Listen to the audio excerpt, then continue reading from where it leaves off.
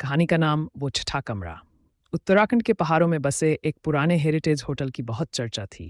Hotel का नाम था शांति निवास, लेकिन जो भी वहाँ एक रात रुकता उसे कभी शांति नहीं मिलती।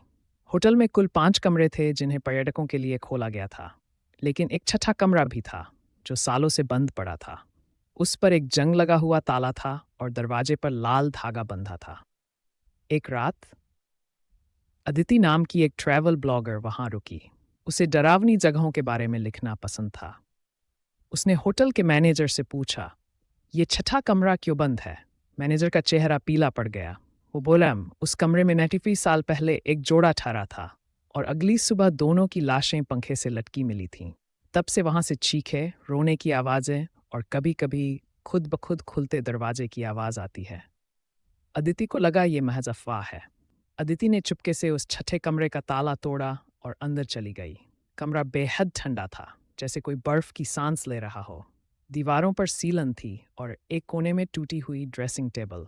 अचानक उसे आईने में कुछ हलचल दिखी, लेकिन पीछे मुड़ने पर कोई नहीं था। फिर अचानक कमरे का दरवाज़ा अपने आप बंद हो गया।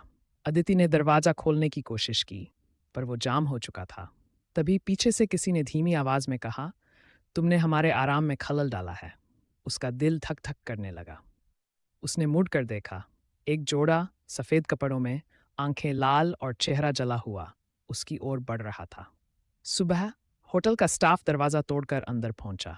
कमरे में अदिति नहीं थी, बस उसका कैमरा पड़ा था और उस कैमरे में रिकॉर्ड था उसका आखिरी डायलॉग, अगर मैं इस कमरे से बाहर नहीं आई तो समझ जाना ये अफवाह नहीं थी। आज भी वो वीडियो यूट्यूब पर है और कोई नहीं जानता कि अदिति कहाँ गई। कुछ दरवाजे सिर्फ कहानियों के लिए बंद नहीं होते, कभी कभी वो हकीकत से भी डरावने होते हैं।